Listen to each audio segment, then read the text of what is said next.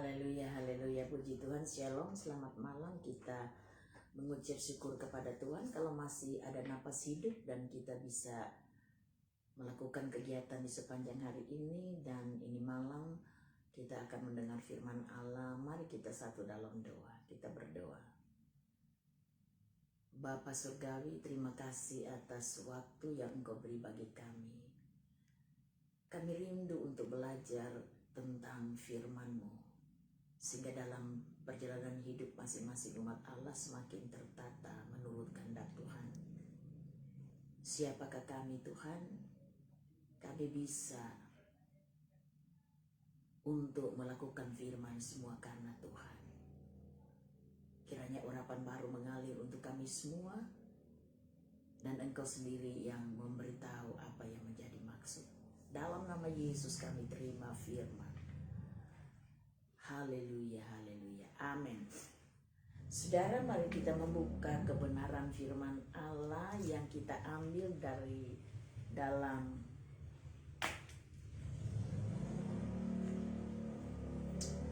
kitab Kisah Para Rasul ya, kitab Kisah Para Rasul pasal yang ke-10. Kita akan membaca pada ayat yang ke-34 hingga ayat yang ke-36. Firman Allah berkata sebagai berikut. Lalu mulailah Petrus berbicara, katanya, sesungguhnya aku telah mengerti bahwa Allah tidak membedakan orang. Setiap orang dari bangsa manapun yang takut akan Dia dan yang mengamalkan kebenaran berkenan kepadanya. Itulah firman yang Ia suruh sampaikan kepada orang-orang Israel, yaitu firman yang memberitakan damai sejahtera oleh Yesus Kristus yang adalah Tuhan dari semua orang. Haleluya, luar biasa kan firman Allah ini. Nah saudara sekalian, kita memperhatikan apa yang dijelaskan oleh Rasul Petrus. Memang rasul-rasul yang ada ketika Yesus sudah bangkit dan Yesus memberi mereka Roh Kudus untuk memimpin perjalanan hidup mereka, para rasul yang ada, mereka tidak tinggal diam, saudara. Mereka melakukan tugas pelayanan, dan termasuk pada pasal yang ke-10 ini adalah cerita tentang bagaimana petunjuk Allah yang nampak bagi Petrus untuk menugaskan Petrus pergi ke satu tempat, yaitu di Kaisarea. Nah ini panjang sekali penjelasan pasal yang ke-10, tapi kita ambil inti dari firman Allah yang ada yang menjadi pembacaan kita. Ternyata Petrus baru paham, baru mengerti yang mana sesungguhnya Allah tidak pernah membedakan orang. Jadi perlu taruh dalam hati masing-masing bahwa Allah yang kita sembah tidak pernah membedakan orang, siapapun dia. Yang jelas, setiap orang dari bangsa manapun yang takut akan Dia dan yang mengamalkan kebenaran berkenan kepadanya. Jadi siapa saja di muka bumi, dari bangsa mana, suku mana, bahasa mana, yang mungkin masih ada daerah tertentu di ujung dunia belum terjangkau oleh Injil, tapi kalau di kemudian waktu, di kemudian hari, ada orang yang ditugaskan oleh Allah untuk menyampaikan firman Allah dan mereka menjadi percaya, maka di hadapan Tuhan tidak ada bedanya dengan orang lain. Haleluya. Ini hal yang perlu kita harus syukuri dalam kehidupan yang ada. Yang penting perkataan firman Allah, orang-orang yang ada mengamalkan kebenaran. Sekali lagi, garis bawahi perkataan firman Allah ini, mengamalkan kebenaran. Jadi apa untungnya setiap anak manusia tahu akan firman Allah, kemudian dalam perjalanan hidupnya dia tidak pernah mengamalkan kebenaran yang sejati? Berarti kan tidak ada dampaknya dari firman yang dia dengar. Yang Tuhan mau firman yang sudah diketahui ini harus diaplikasikan dalam kehidupan yang ada. Tujuannya yaitu agar setiap orang bisa mengenal kebenaran. Haleluya. Luar biasa. Dan orang yang melakukan kebenaran ini, perkataan firman Allah, pernyataan firman Allah adalah orang yang berkenan kepadanya. Siapapun engkau, yang jelas engkau percaya dan kemudian mengamalkan kebenaran dalam seluruh aspek hidupmu, maka engkau berkenan kepada Allah. Mungkin di hadapan manusia engkau tidak punya nilainya di hadapan mereka, tetapi di hadapan Tuhan engkau sangat berharga. Yang jelas biar hidupmu mengamalkan kebenaran. Haleluya. Lanjut saudara. Itulah firman yang ia suruh sampaikan kepada orang-orang Israel, yaitu firman yang memberitakan damai sejahtera oleh Yesus Kristus yang adalah Tuhan dari semua orang. Jadi tujuan Tuhan agar semua orang itu percaya kepadanya sehingga mengalami yang namanya damai sejahtera. Tanpa percaya kepada Kristus tidak ada damai sejahtera yang full dalam kehidupan ini. Karena lewat menerima dia dan mengamalkan apa yang dia kehendaki untuk kehidupan yang ada, maka setiap orang siapapun dia pasti akan mengalami yang namanya damai sejahtera. Haleluya, luar biasa. Dan damai sejahtera ini kita hanya bisa temukan jika ada bersama dengan Yesus Kristus. Nah saudara sekalian, kebangkitan Kristus membawa dampak positif bagi semua anak manusia. Kalau kita melihat sejarah dari para rasul yang ada, apa yang terjadi untuk pelayanan yang mereka kerjakan, contoh saja di Kisah pasal 8. Kalau saudara memperhatikan di sana pada ayat yang ke-37, di sana dikatakan demikian, jika Tuhan percaya dengan segenap hati boleh.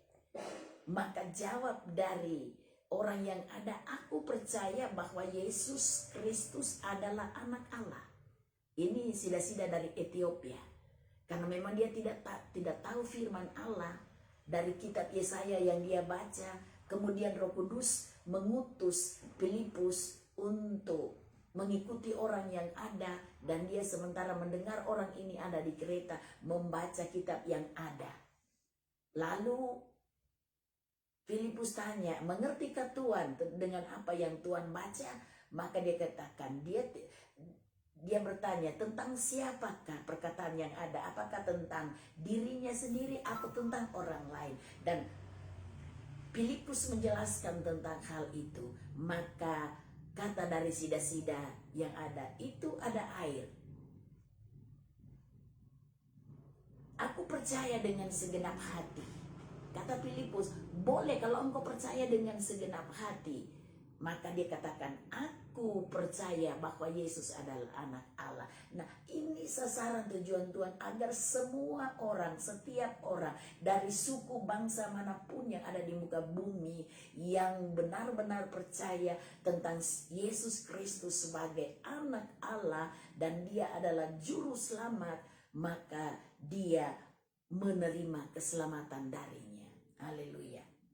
Jadi ini hal yang perlu kita syukuri dalam kehidupan yang ada. Sampai masa sekarang ini Tuhan ingin melihat kegerakan yang besar yang terjadi, yang ada dalam kehidupan setiap orang. Siapa setiap orang ini? Setiap orang yang sudah percaya kepadanya, yang mengamalkan kebenaran, karena kita akan menampilkan cara hidup seperti yang dia inginkan. Jadi para rasul, saudara, kita melihat kehidupan Petrus juga dengan Yohanes. Pada waktu mereka mau masuk ke rumah Allah, mereka ketemu dengan sosok pribadi yang sudah sekian lama dia ada dalam keadaan lumpuh. Dan oleh karena kesembuhan orang yang ada, maka mereka dipanggil untuk disidang. Lihat kita apa yang Petrus katakan bersama Yohanes pada Kisah pasal 4 ayat yang 10, dia katakan, maka ketahuilah, karena mereka di sidang yang ada mereka ditanya, dengan nama siapakah orang ini bisa disembuhkan? Lalu apa kata Petrus dan Yohanes? Maka ketahuilah oleh kamu sekalian dan oleh seluruh umat Israel bahwa dalam nama Yesus Kristus orang Nazaret yang telah kamu salibkan, tetapi yang telah dibangkitkan Allah dari antara orang mati, bahwa oleh karena Yesus itulah orang ini berdiri dan sehat sekarang di depan kamu. Luar biasa bukan? Kalau orang-orang ada kesiapan untuk pemberitaan firman Allah, maka bisa menggemparkan dunia. Ini akan orang yang lumpuh ini disembuhkan. Nah, Tuhan ingin mengerjakan hal itu bagi orang-orang yang terbuka tentang kebenaran yang sesungguhnya. Tuhan mau setiap orang harus tahu siapa pribadi Yesus. Sebab yang bisa melakukan yang demikian itu adalah karena Yesus yang bergerak di sana. Nama ini diserukan, maka nama ini akan melakukan berbagai keajaiban bagi setiap orang. Haleluya. Makanya ini Petrus dan Yohanes mereka disidang. Maka jawaban daripada Petrus, kita kalau melihat jawaban daripada Petrus, coba kita membuka di dalam Kisah pasal 4, kita sambung ayat yang ke-11 ya. Sampai 12, Yesus adalah batu yang dibuang oleh tukang-tukang bangunan, yaitu kamu sendiri, namun ia telah menjadi batu penjuru. Perhatikan ayat 12, dan keselamatan tidak ada di dalam siapapun juga selain di dalam dia. Sebab di bawah kolong langit ini tidak ada nama lain yang diberikan kepada manusia yang olehnya kita dapat diselamatkan. Lihat keberanian mereka. Jadi orang-orang yang ada begitu berani menyampaikan tentang siapa Yesus sesungguhnya. Memang saudara, kita harus mengambil kebenaran firman Allah seperti ini, sehingga engkau sebagai orang Kristen tidak akan pernah menjual Yesus karena ekonomi. Engkau sebagai orang percaya tidak akan pernah menjual Yesus oleh karena pasangan. Mungkin engkau bertunangan, anak-anak muda bertunangan dengan orang yang tidak seiman dengan kita. Kemudian karena itu engkau meninggalkan Yesus dan pergi untuk menikah dengan orang yang tidak seiman. Dan engkau membiarkan Yesus. Saudara, juru selamat hanya Yesus. Tidak ada yang lain. Jelas firman Allah berkata bahwa di bawah kolong langit ini tidak ada nama lain untuk keselamatan. Jadi untuk keselamatan mana? Selama kita ada di muka bumi, dan keselamatan kekal hanya ada, bisa diwariskan oleh Yesus, bukan oleh siapa-siapa. Kita jangan pernah merasa takut untuk menunjukkan siapa dirimu. Karena Yesus adalah Allah yang Maha Kuasa dalam segala hal. Kita tunjukkan sikap, prinsip firman. Kita jangan, siapa tahu, sama. Tidak ada saudara. Tidak ada yang sama. Di dunia ini ada banyak kepercayaan, tapi hanya satu juru selamat. Yaitu siapa? Yesus Kristus. Jadi pegang ini baik-baik. Jangan engkau karena engkau kecantol dengan mungkin wanita yang berduit lalu dia memiliki kepercayaan yang lain, kemudian engkau ikut ke sana. Atau sebaliknya, seorang perempuan ketemu dengan seorang yang tidak seiman, kemudian dia meninggalkan Yesus. Kalau engkau meninggalkan Yesus, maka engkau mati kehidupanmu. Mati artinya engkau mati rohani, karena engkau meninggalkan Sang Juru Selamat. Jadi belajar dalam hidup ini untuk mengenal kebenaran yang sesungguhnya. Kita jangan diputar balikan oleh arus apapun. Sebab nama ini tidak pernah berubah, dulu, sekarang, dan sampai selama-lamanya. Dia adalah Allah satu-satunya, berkuasa. Coba saudara engkau melihat, memperhatikan. Sampai sekarang ada yang masih minta disokong dalam doa, semoga diterima, semoga diterima. Tapi nama ini yang mengatakan, akulah jalan keselamatan. Tidak ada seorang pun yang bisa sampai kepada Bapa kecuali melalui aku. Nah, ini dia yang bicara. Kalau dia bicara demikian, ngapain sih kita meragukannya? Karena banyak orang Kristen meragukan tentang hal ini, bahkan menganggap itu Yesus ini Allah yang Maha Kuasa, ini selevel dengan yang lainnya. Tidak ada, saudara. Dia yang Maha Besar, yang empunya segala-galanya, segala kekuatan tunduk kepadanya. Di luar itu kekuatan tidak tunduk selain di dalam Dia. Jadi kalau kita paham tentang hal ini, bagaimanapun keadaanmu dan hiruk pikuknya keadaan dunia ini tidak akan membuat engkau terombang-ambingkan oleh berbagai arus keadaan zaman. Tapi engkau benar-benar memberi hatimu untuk terus percaya dan percaya kepada Yesus. Amin. Karena kalau kita membaca dalam Alkitab, saudara, bagaimana pekerjaan Allah waktu rasul-rasul ini ada di muka bumi. Bahkan sebelumnya mereka bisa melakukan sesuatu yang tidak dapat dilakukan oleh orang-orang yang tidak percaya. Mereka bisa melakukannya. Kenapa? Karena mereka percaya kepada Yesus. Mereka menyerukan dalam nama Yesus Kristus.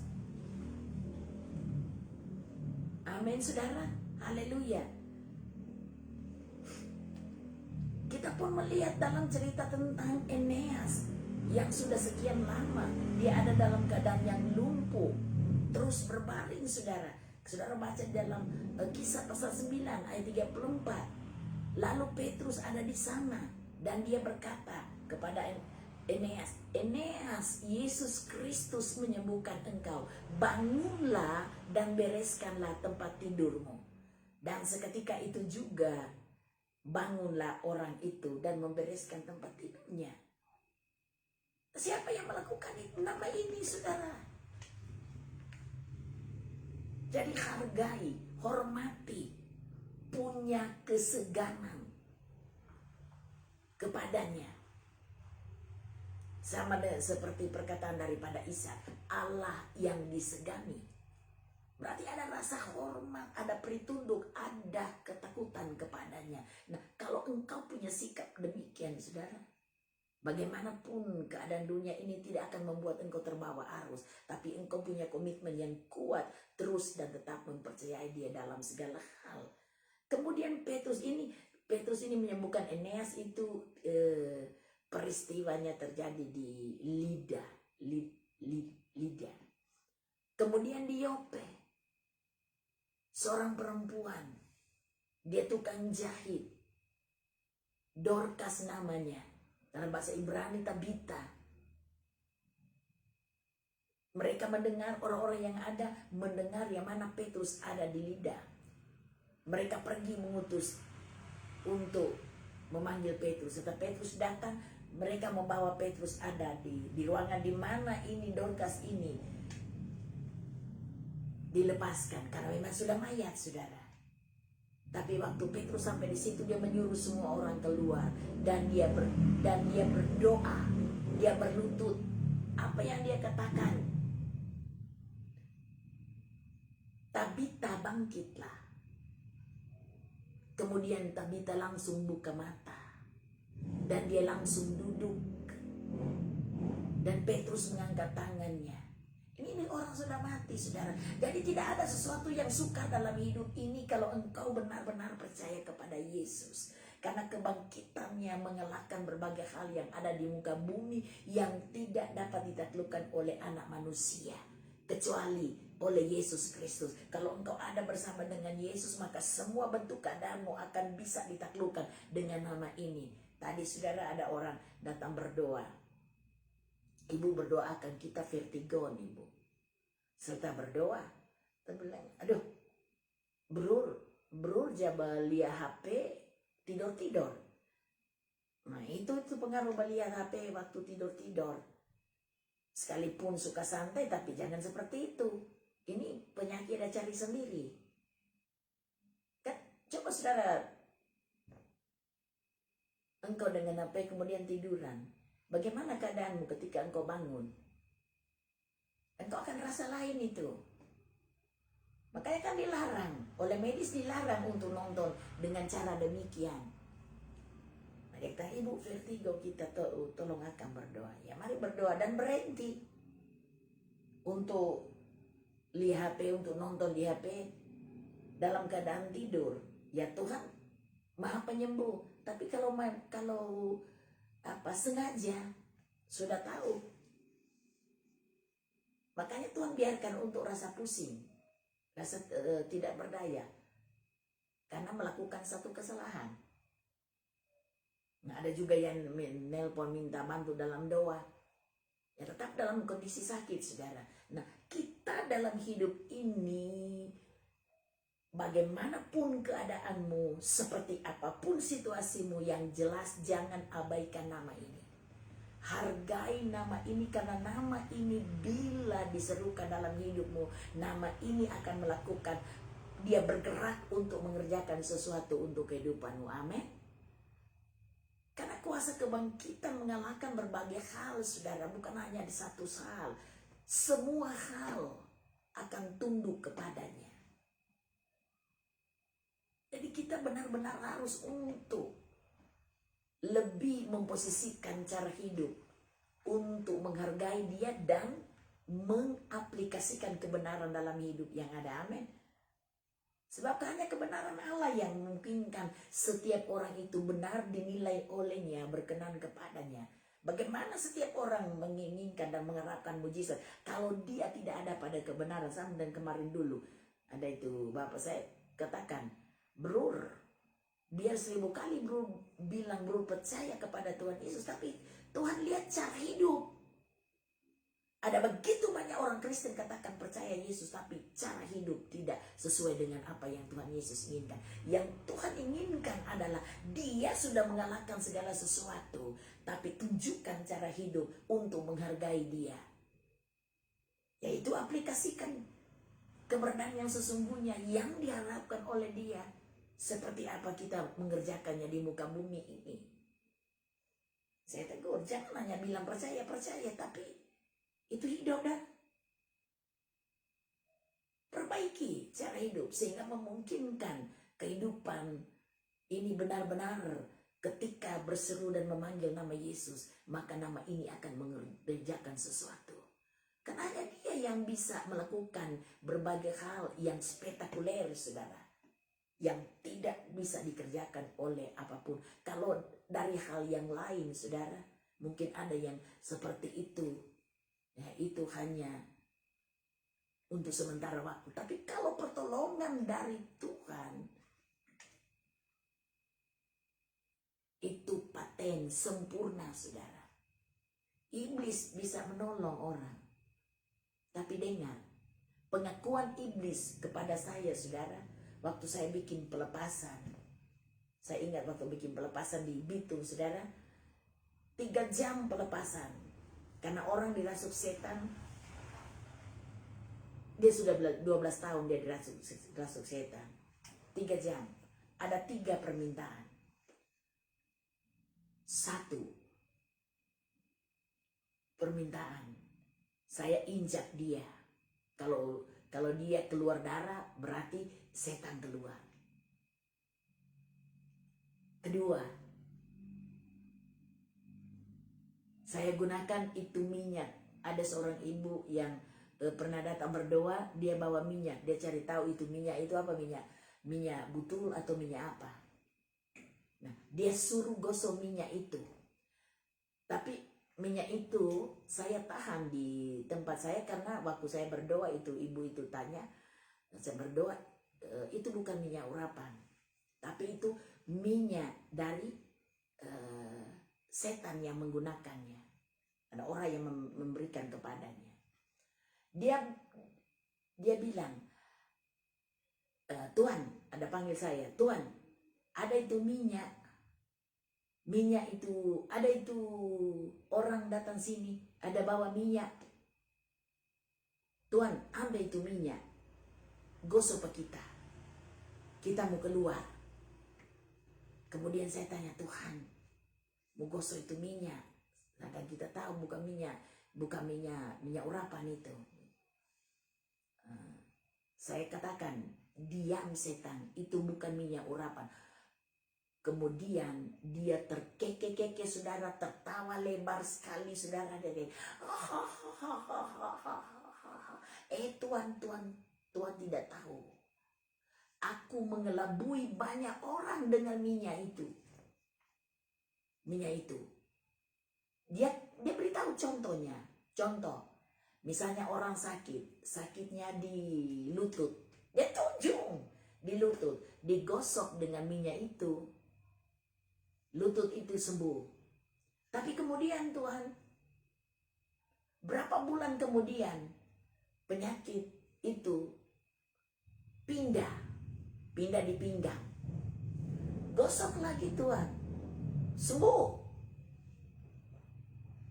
Berikutnya berapa, tapi sudah dia batasi waktu, katakan dalam waktu dekat sakit lagi di tempat yang lain, di sini gosok,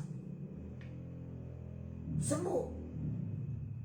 Dia tertawa terkeke-keke. Dia katakan, aku sedang mempermainkan banyak orang. Saya katakan, diam engkau setan. Kemudian yang terakhir apa? Dia marah kita. Dia marah kita karena apa? Dia katakan, engkau merampas orang-orangku. Banyak orang-orangku engkau rampas, engkau ambil. Jangan ambil orangku. Artinya orang-orang dirasuk setan kan, kemudian pelepasan kan. Dia marah itu. Nah, jadi saudara sekalian, kita berhati-hati dalam hal itu. Karena setan bisa bikin mujizat, saudara. Tapi mujizatnya itu semu. Hanya sementara. Ingin mengelabui berbagai hal. Makanya kepercayaanmu pusatkan kepada Kristus. Sehingga engkau terhindar dari hal yang demikian. Engkau tidak terbawa arus keadaan dunia yang ada. Karena engkau memiliki komitmen yang kuat. Yang mana hanya Dia satu-satunya yang berkuasa dan maha kuasa dalam berbagai hal. Ingat, ini firman Allah katakan. Dia, nah, itulah firman yang Ia suruh sampaikan, yaitu firman yang memberitakan damai sejahtera oleh Yesus Kristus yang adalah Tuhan dari semua orang. Jadi kalau engkau hidup di dalam firman-Nya, maka damai sejahtera ini akan menjadi bagian hidupmu. Beri hidupmu untuk dibimbing oleh firman. Masuklah dalam area ini, sehingga engkau dalam segala hal engkau menang. Dan yang memenangkan peperanganmu bukan kuatmu, bukan hebatmu, bukan gagahmu. Mungkin engkau kelihatannya bisa karena engkau begitu kuat secara manusia. Tapi bukan itu yang menjadi standar. Yang menjadi standar adalah ketika engkau ada di hadapan Tuhan. Maka Tuhan yang berperang gantimu. Amin. Tuhan yang menundukkan segala sesuatu bagimu. Sebab sehebat-hebatnya manusia tetap ada bobolnya, tetap ada kelemahannya. Tapi kalau engkau ada bersama dengan Yesus, seperti apa keadaanmu, tetap ada kuasanya melindungi keberadaan hidupmu. Amin. Oke saudara, jadi jangan pernah menjual Yesus oleh sebuah keadaan. Mungkin oleh harta, mungkin oleh apa saja yang ada di muka bumi. Jangan saudara, engkau kehilangan kehidupan di sana. Tapi ambil itu menjadi pegangan hidupmu dan membuat engkau menang dalam berbagai hal. Sampai di sini saja firman Allah, dan mari kita satu dalam doa. Terima kasih Bapa atas kebenaran firman Allah yang memberitahu bagi kami bahwa sesungguhnya Tuhan tidak pernah membedakan semua orang dari suku bangsa manapun. Tetapi setiap orang yang mengamalkan firman-Mu, mengamalkan kebenaran-Mu di sepanjang perjalanan kehidupan yang ada, menjadi orang yang berkenan kepadamu. Dan Engkau akan mengasihi orang yang demikian. Terima kasih atas bagian firman Allah. Dan bawa setiap orang untuk bisa dan mampu menghargai Yesus lebih daripada segala sesuatu yang ada di muka bumi. Sebab di bawah kolong langit ini tidak ada nama lain yang diserukan untuk keselamatan selain nama Yesus Kristus sebagai Tuhan yang dan Raja untuk semua anak manusia. Dan keselamatan hanya terpusat ada di dalam nama-Mu. Terima kasih Tuhan. Taruh penghargaan yang lebih untuk setiap orang. Orang menghargai Tuhan dalam segala hal. Terima kasih. Hamba berdoa untuk orang-orang yang mengalami kesakitan secara tubuh jasmani. Hamba minta dalam nama Yesus Kristus, kesembuhan surgawi menjadi bagian hidup mereka.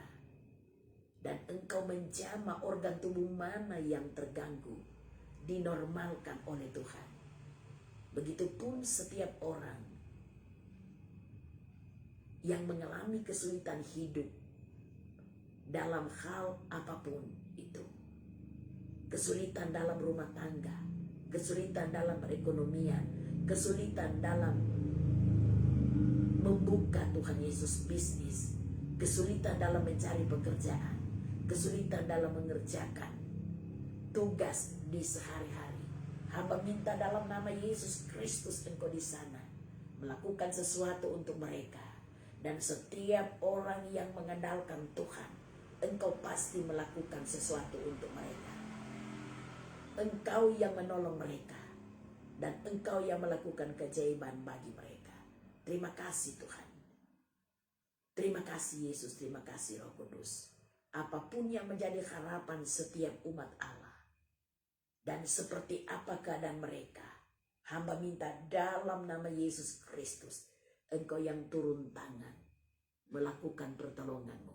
Sebab bila nama-Mu diserukan, maka Engkau mengerjakan sesuatu untuk mereka. Terima kasih. Terpujilah Kristus di sorga dan di bumi. Terpujilah Kristus dalam kehidupan setiap orang yang percaya kepada-Mu. Bertambah-tambahlah Tuhan dalam segala hal. Dan biar setiap kehidupan orang yang percaya kepada-Mu semakin berkurang-kurang. Dan yang dimuliakan dalam kehidupan yang ada hanyalah Kristus satu-satunya di atas segala-galanya. Dan lebih dari segala-galanya. Inilah doa hamba untuk semuanya. Dan apa yang terkandung dalam hati setiap umat-Mu yang tidak dapat diutarakan. Bukankah firman-Mu berkata Engkau menjawab lebih daripada apa yang dipinta. Di dalam nama Yesus Kristus inilah harapan kami. Yesus yang memenuhi segala sesuatu. Haleluya, haleluya, amin. Puji Tuhan. Tuhan memberkati dan kita nanti jumpa pada esok pagi jam 5:30 ya. Kalau mungkin lewat-lewat sedikit ya. Shalom, damai di hati.